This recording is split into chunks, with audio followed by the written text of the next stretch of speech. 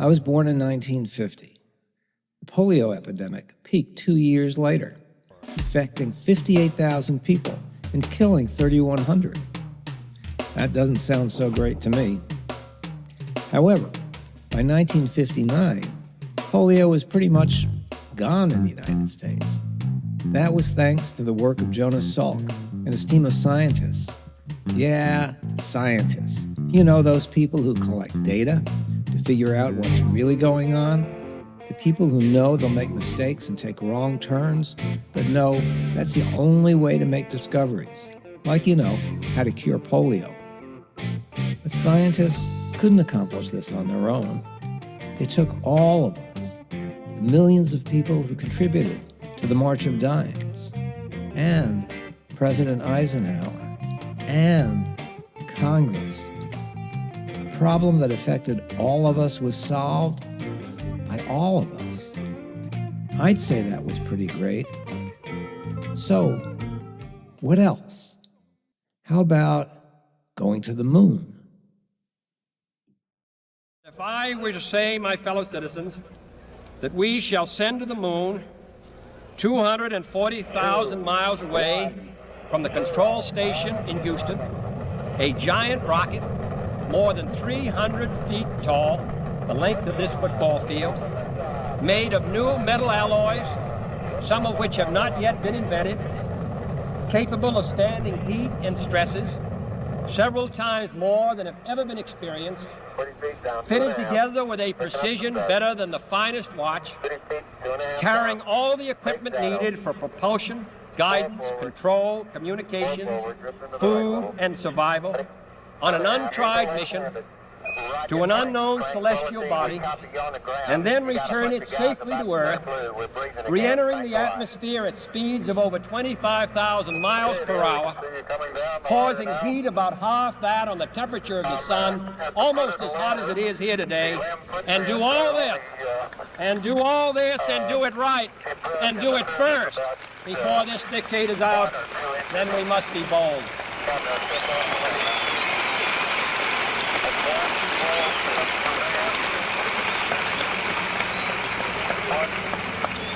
I'm the one who's doing all the work, so we just want you to stay cool for a minute. However, I think we're going to do it. And I think that we must pay what needs to be paid. I don't think we ought to waste any money, but I think we ought to do the job. And this will be done in the decade of the 60s. It may be done while some of you are still here at school at this college and university. It will be done during the terms of office of some of the people who sit here on this platform. But it will be done. And it will be done before the end of this decade. And I am delighted that this university is playing a part in putting a man on the moon as part of a great national effort of the United States of America. As a nation, we had a vision.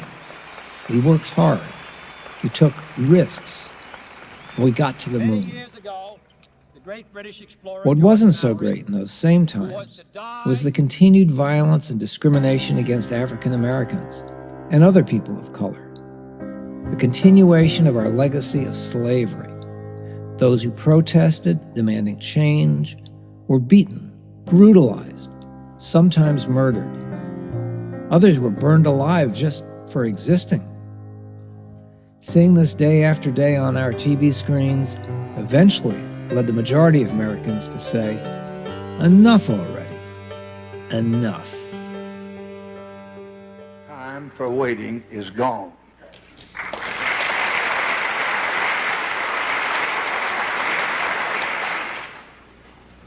So I ask you to join me in working long hours, and nights, and weekends if necessary, to pass this bill. And I don't make that request lightly.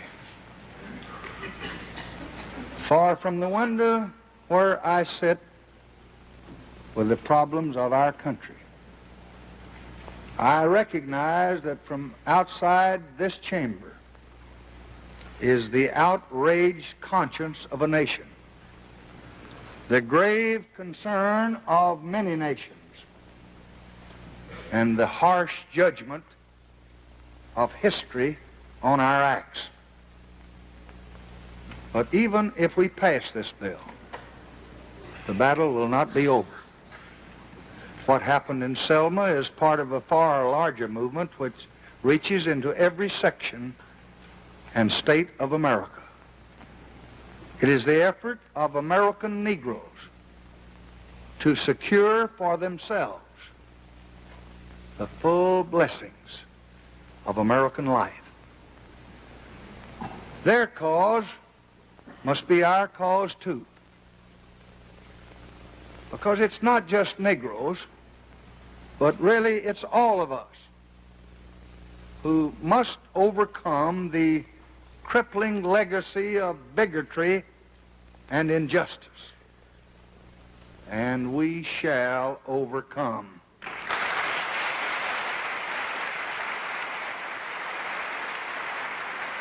Both the Civil Rights and Voting Rights Acts were signed into law by President Johnson, and later amended and extended over the next decade by President Nixon, President Ford, President Carter, and President Bush, with the widespread support of the American people.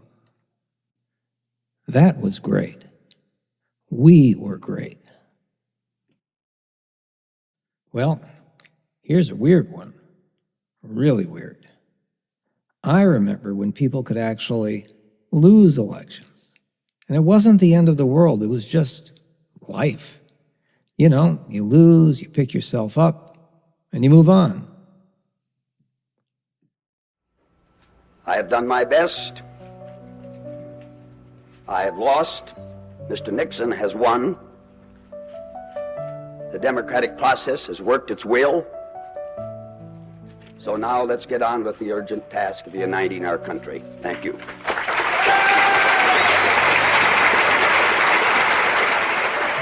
The presidency belongs to someone else, but the glory of these devoted working friends and their dedication to the noble ideals of this country sustains us now, and it will sustain our country.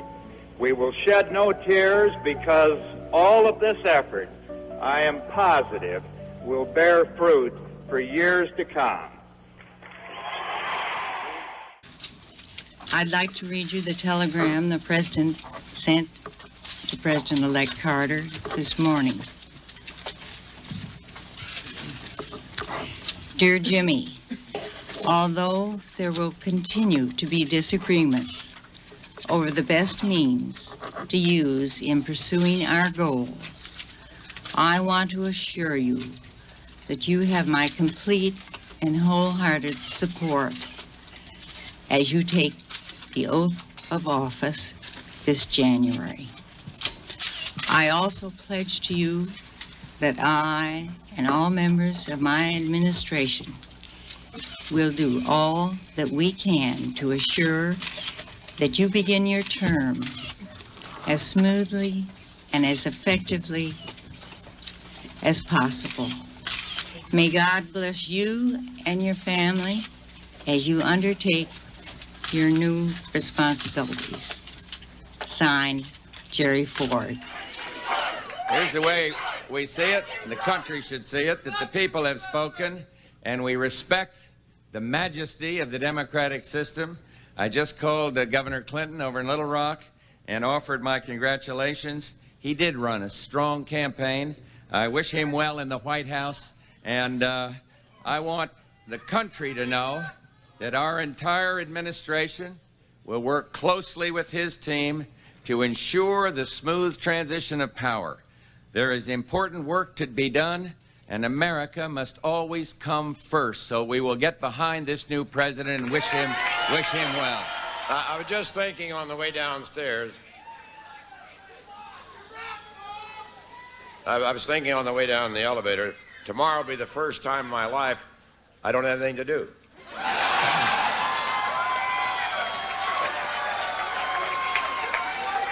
Let me say that I've talked to President Clinton. We had a good visit, and I congratulated him.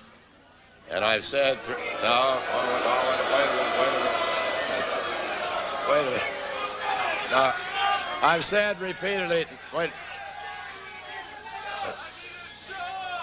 I've said repeatedly in this campaign that the president is my opponent, not my enemy, and I wish him well, and I pledge my support in whatever advances the cause of a better America. Is that what the race was about in the first place? A better America as we go into the next century? My opponent, not my enemy. My country comes first. Think about that. These were not radical ideas then. Also not a radical idea back then.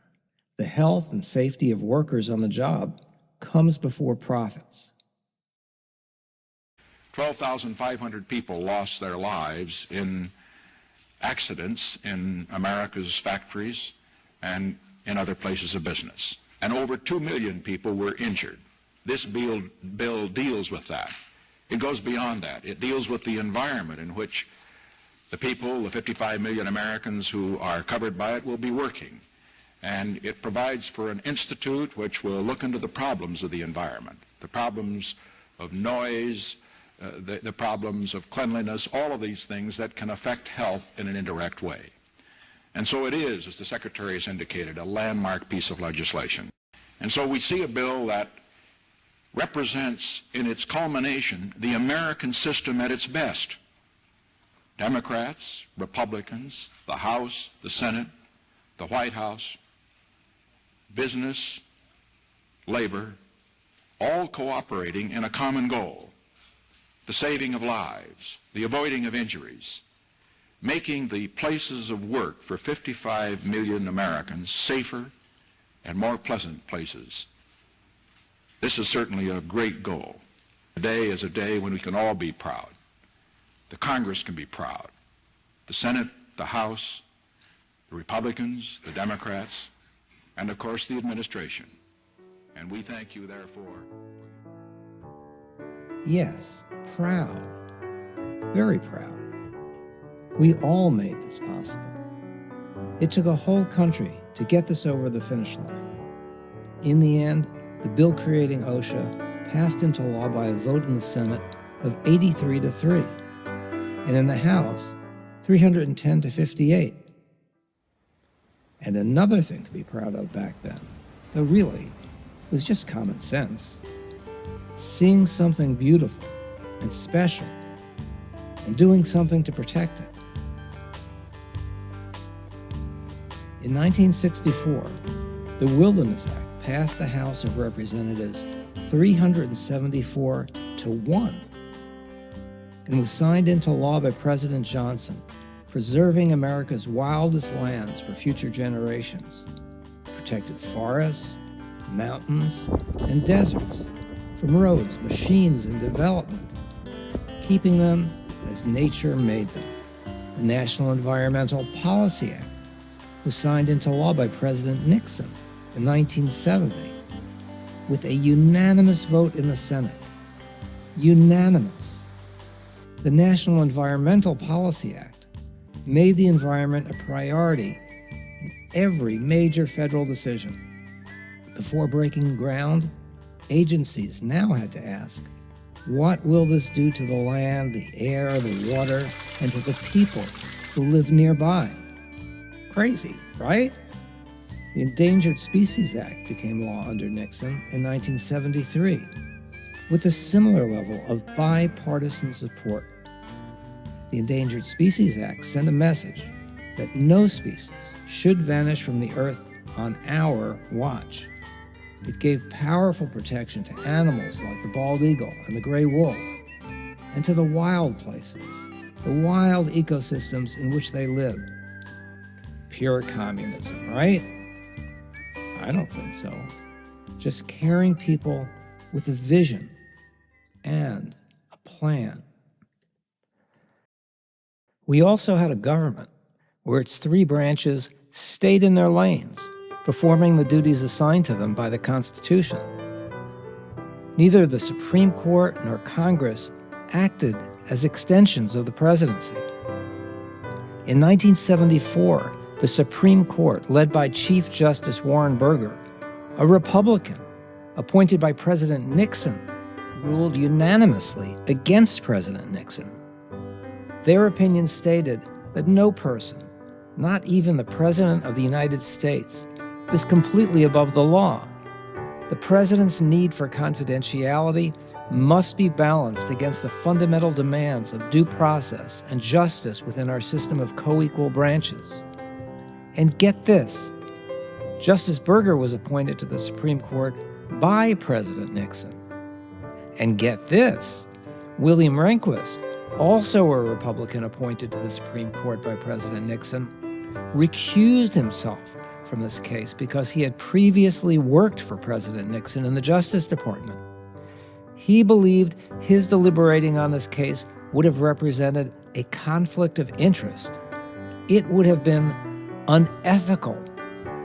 Oh, give me those good old days again, where ethics mattered on both sides of the aisle. And what else? In my version of a great America, we cared about protecting the natural world. We cared about working people. And we cared about people who lived beyond our borders, who had less than we did. Between 1950 and 1980, U.S. foreign aid was often a bipartisan endeavor, with Democrats and Republicans alike backing efforts to fight hunger, rebuild war-torn nations, stop the spread of disease, and support democracy abroad. From feeding millions through Food for Peace, to eradicating smallpox with the World Health Organization, to sending volunteers into rural villages through the Peace Corps, American generosity made a real difference in the world. That was something to feel proud of. Was. And another thing, dictators weren't admired, they weren't emulated. Then, sure, in the thick of the Cold War, we sometimes backed them, propped them up if they claimed to be anti-communist. That almost always backfired. We learned that lesson the hard way.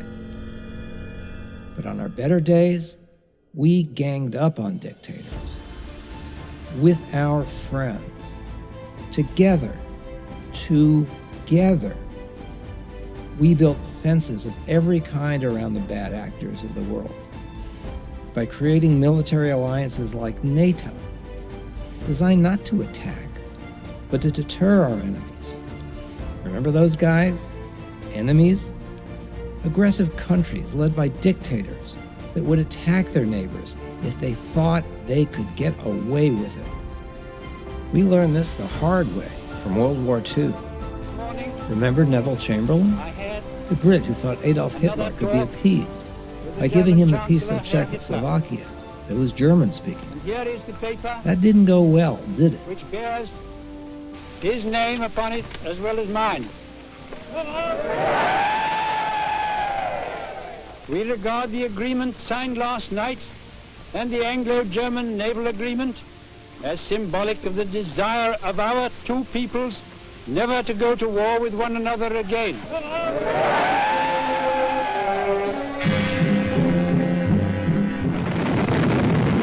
War. Precisely at dawn on September 1st, without warning, the German Wehrmacht rolled over the Polish border. Before the invasion was 30 minutes old, the planes of the Luftwaffe were over Poland, wiping out the Polish Air Force, most of it caught flat-footed on the ground.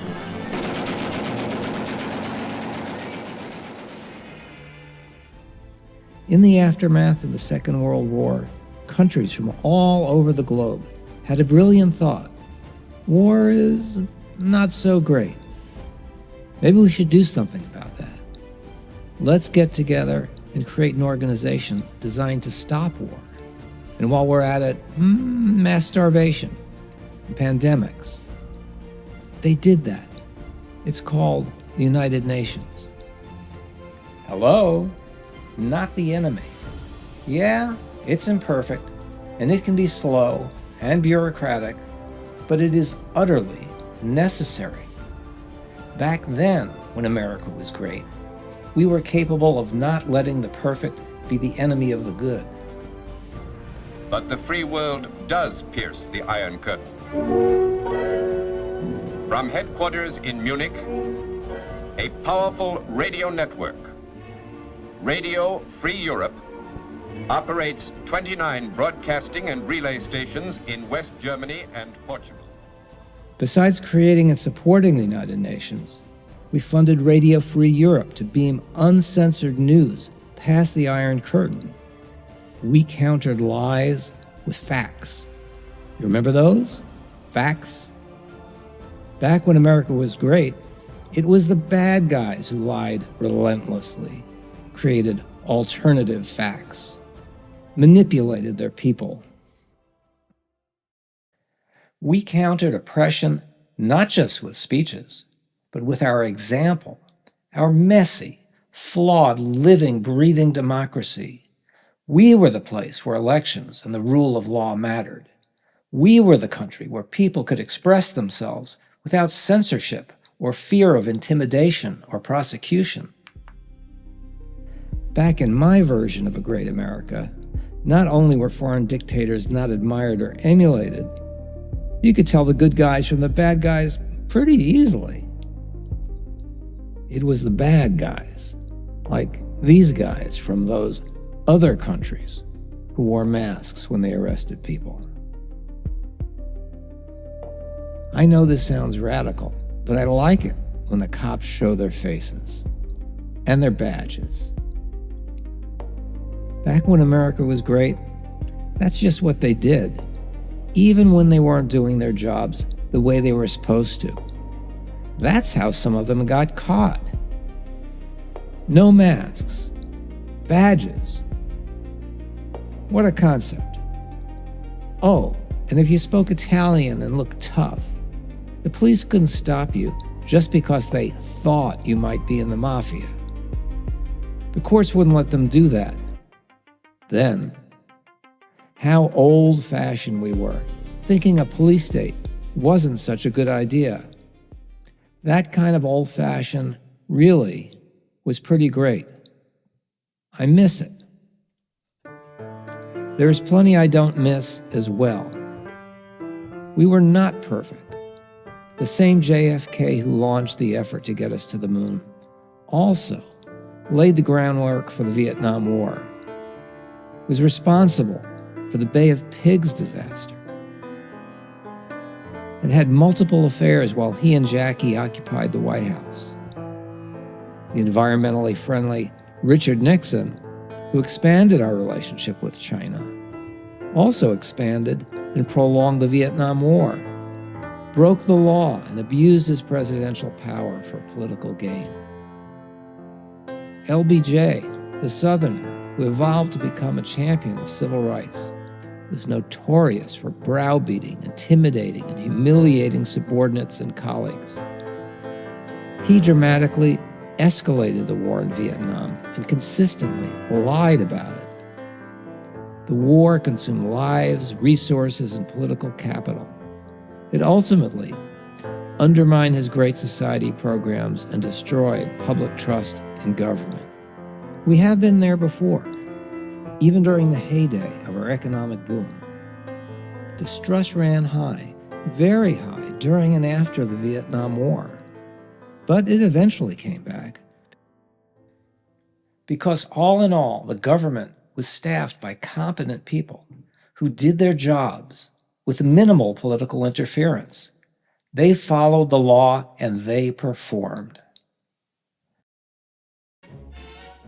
And so did the economy, big time. As the economy grew in the aftermath of World War II, so did the middle class. And the more the middle class grew, the more the economy grew. This virtuous cycle was at the core of America creating the world's strongest economy. It was at the heart of our belief that our economic future was good and would be better for our children.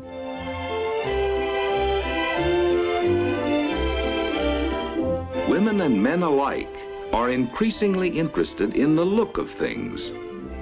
They eagerly give their attention to what's new and beautiful and advanced.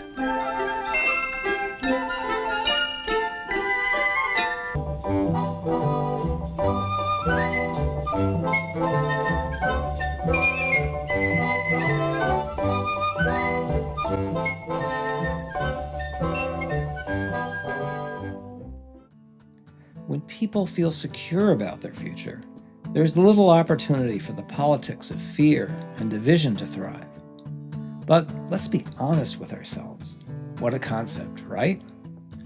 Our prosperity was not just a result of our good looks, so to speak. We were lucky, incredibly lucky. Unlike the rest of the developed world, whose industrial infrastructure was left in ashes at the end of World War II. Once again, our oceans protected us from that devastation. We were, in effect, the last man standing at the end of the war, and we took full advantage of it. Our industrial output soared. We had a couple of other things going for us, too. Like a federal minimum wage that pretty much kept up with inflation. I'd like to see that again. And as you can see, the middle class really was in the middle. And it was big. Sure, there were rich people, but they weren't so much richer than the rest of us. And what else? Union membership was high, giving lots of workers leverage to bargain for fair pay and benefits. Tax policy was progressive. The rich paid a lot more than they do today, and so did businesses. The result was that prosperity was broadly shared, a big middle class. Call it communism or whatever BS you want to call it, but give me more of that. Oh, and the government invested lots in schools, science, and highways. It will really unite all of our United States.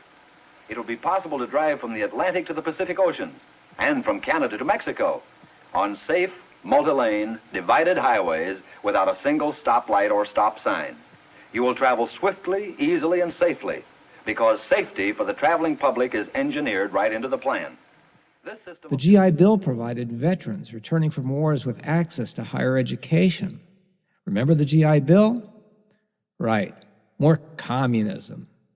No, common sense. What's going to happen to him? Is it going to be the same for these GIs hitting the beach at Saipan? Or the Siegfried Line, or the Gothic Line, or any line that's needed hitting? When it's all over, is it going to be like last time for them? No, this time it's going to be different. Yeah? What makes you so sure? Because in Washington, there were a group of congressmen with long memories who were in the last war. They knew that when a man gets out of the Army or Navy or Marines, he's worried most about a job, an education, and a home. And that's why Congress, led by the President, passed the law, the Servicemen's Readjustment Act of 1944, better known as the GI Bill of Rights. And to make sure it works, a Veterans Administration is already busy in Washington with General Frank Hines in charge. That was pretty darn great, if you were white. Many Americans of color and women and others were excluded from full participation in our economy. However, civil rights and women's rights legislation were slowly, ever so slowly widening actual access to middle-class prosperity. This didn't happen just because the Declaration of Independence spoke to the right of everyone to pursue happiness. It happened because people, lots of people, fought for it. And many of our leaders, on both sides of the aisle, took big risks to expand the definition of everyone. Leaders, real leaders with guts, weren't afraid to stand up to the powers that be. Or more likely, they were afraid, but did the right thing anyway. Doing the right thing. What a radical concept. Hubert Humphrey, a Democrat from Minnesota, fought for a strong civil rights platform at his party's 1948 convention. Fellow Democrats, fellow Americans, I realize that in speaking in behalf of the Minority Report on Civil Rights as presented by Congressman B. Miller of Wisconsin that I'm dealing with a charged issue because good conscience, decent morality demands it.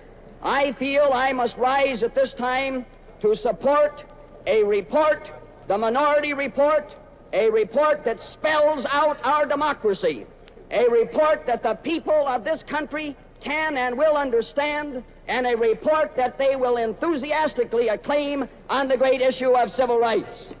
Get this, all people, white and black, all groups, all racial groups, have been the victims at time in this nation of, let me say, vicious discrimination. To those who say that we are rushing this issue of civil rights, I say to them, we are 172 years late. As a consequence of the speech, the Southern Democrats, dubbed Dixiecrats, walked out of the convention and left the party. But eventually civil rights legislation was passed, and the South became a Republican stronghold. Margaret Chase Smith, a Republican from Maine, spoke out against Senator Joseph McCarthy's anti-communist witch hunts at a time when few dared challenge him. I believe with all my heart that we must not become a nation of mental mutes, blindly following demagogues.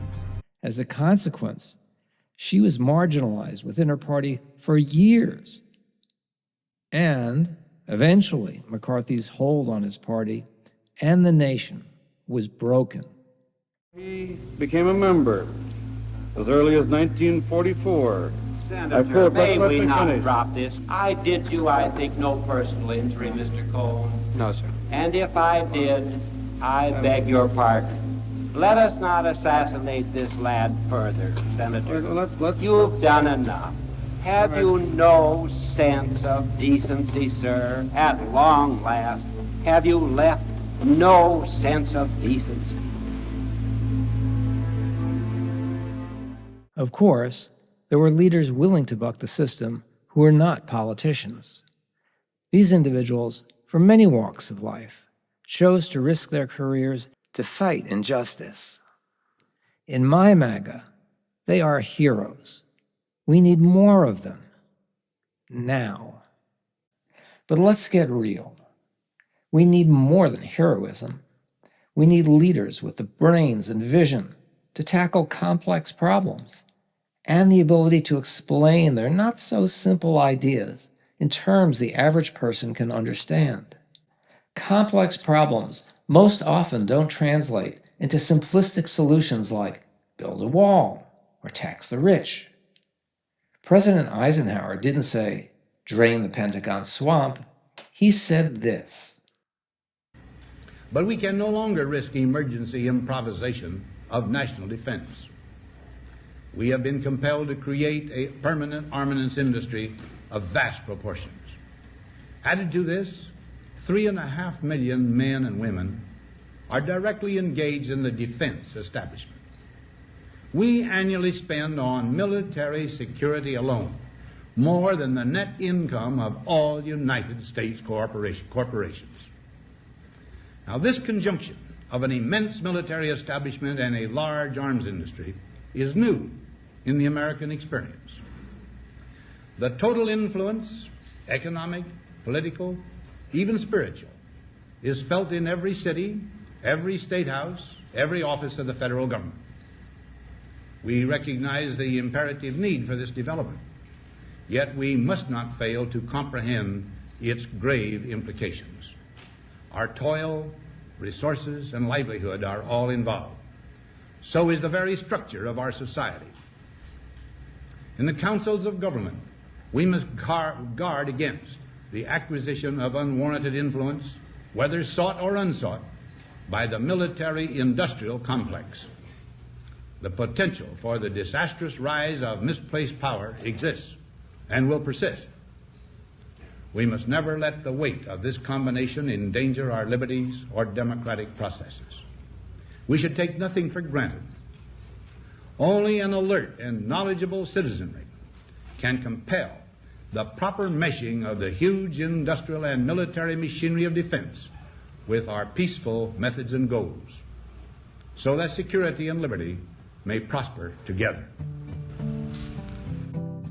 We need leaders today who are as perceptive and eloquent as Eisenhower, because today we face challenges even more complicated than the military-industrial complex. We have neighborhoods where people don't know each other, let alone trust one another. Kids who have relationships with their phones, but not each other. We still have jobs being lost to automation and outsourcing. And these losses are nothing compared to what artificial intelligence is going to do, especially to white-collar jobs. And we are going to have a federal government to rebuild, not like it was before Project 2025 came to town, but like it needs to be, so that government can be effective in 2030 and beyond. Effective, not necessarily big. Let's aim for lean, but not mean. Intelligent, creative, and bold. Creating opportunities, equal opportunities, not necessarily programs. We do this by leveling the playing field, making the game reasonably fair. It's never going to be perfectly fair. Let's get over it. Reasonably fair would be pretty darn good. A far cry from today. We can draw on the past to help us do all of this. My MAGA is not about a period of time that was perfect or golden. It is about a time when certain values, those I've been highlighting, stood out. They can serve as the basis for our coming together to rebuild our country so that it can prosper and become more just in the years ahead. I don't mean to idolize or romanticize this period of my youth. There was plenty going on then that was awful, just as there is plenty going on now that is wonderful. What I am saying is that if we are to look back to the post-World War II period for inspiration, as the other MAGA has done, this is what I would focus on. Decency, empathy, cooperation, fairness, respect for democracy and the rule of law. It was these values that made America great then, and I believe they will be the basis for the next round of American renewal. Let's hit it out of the park.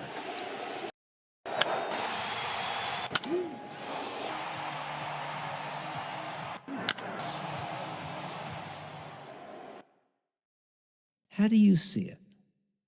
What is your MAGA?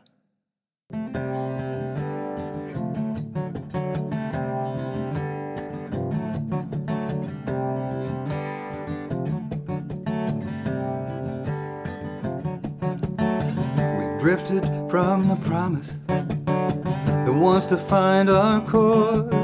We still can be that country, and one day so much more. Not looking for perfection, just rules that play the same. The field's been slanted long enough, it's time to change the game. We still can be that country when courage takes the lead, when doing right means sacrifice, not showmanship or greed, not showmanship or greed.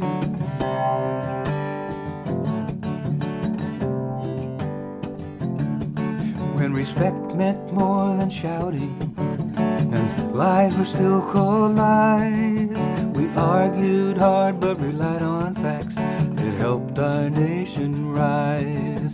The dream's not gold or glory, it's knowing we belong. When work earns you a living, we're a nation standing strong. We still can be that country when courage takes the lead, when doing right means sacrifice, not showmanship or greed, not showmanship or greed.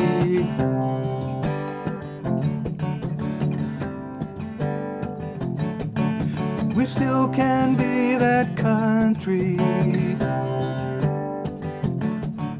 We still can be that country. We still can be that country.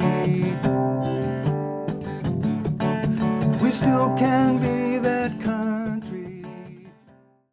I've said repeatedly in this campaign that the president is my opponent, not my enemy, and I wish him well, and I pledge my support in whatever advances the cause of a better America, because that's what the race was about in the first place, a better America as we go into the next century.